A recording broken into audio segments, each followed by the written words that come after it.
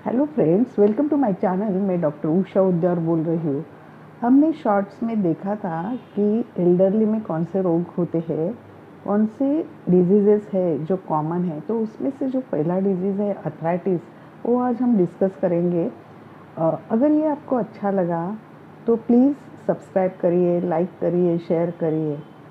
तो चलिए देखते हैं अर्थराइटिस क्या है और उसका इलाज भी क्या है।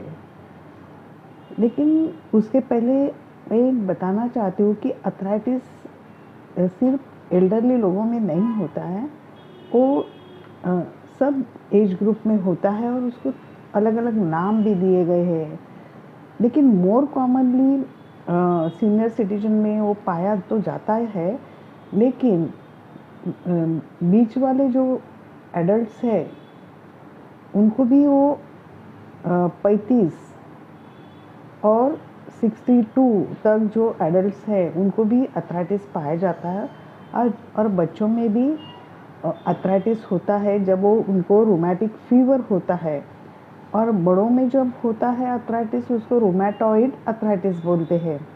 तो ये अर्थराइटिस क्या है, तो चलिए देखते हैं। क्यों, जैसे जैसे हमारी उम्र बढ़ती है तो हमारे शरीर में जो विटामिन D3 और कैल्शियम लेवल होता है वो थोड़ा धीरे धीरे कम हो जाता है। और उससे क्या होता है, अपना जो जॉइंट्स के स्पेसेस है वो घिस जाते हैं और एक सीवियर पेन भी होता है। तो अबाउ 65 इयर्स में वो ज़्यादा पाया जाता है, लेकिन 45 टू 65 इयर्स में भी होता है और बच्चों में भी होता है, मैंने बताया आपको। और उसके रिस्क फैक्टर्स क्या है कि अगर वो रिस्क होंगे तो वो अर्थराइटिस कैसे बढ़ता है। तो आज हम एल्डरली लोगों का देखते हैं, तो इसलिए मैं आज ज़्यादा एम्फोसिस एल्डरली लोगों के ऊपर ही डालूँगी।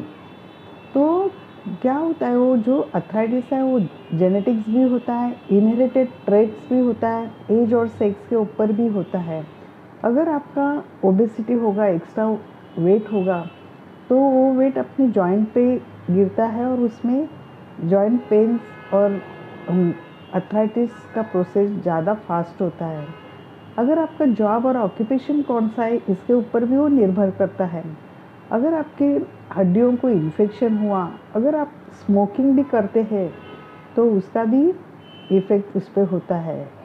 अभी उसके लिए क्या करना चाहिए, तो जॉइंट फ्रेंडली एक्सरसाइजेस करना चाहिए। तो उससे क्या होता है, आपका जो पेन होता है वो डिक्रीज़ होता है और अपना जो मोमेंट है अपने सब जॉइंट्स का, वो फंक्शंस अच्छी तरह से होता है, मोमेंट अच्छी तरह से होता है और आपकी एनर्जी भी इंक्रीज़ होती है, आपका मूड भी एलिवेट होता है। और ज़्यादा अच्छी तरह से एक्सरसाइज करने से आपका वेट भी ज़्यादा होगा तो कम होता है। और अदर क्रोनिक अगर डिजीज़ेस आपको है, लाइक डायबिटीज़ और हार्ट डिजीज़ेस, तो वो भी एक रिस्क फैक्टर होता है।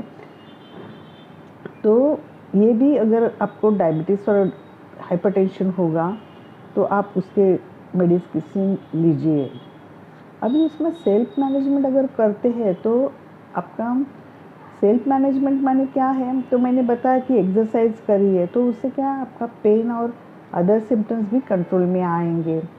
आपका स्ट्रेस भी रिड्यूस होगा। स्पेसिफिकली अगर आप मेडिटेशन करेंगे तो स्ट्रेस रिड्यूस होता है और आपका मूड भी अच्छा होता है।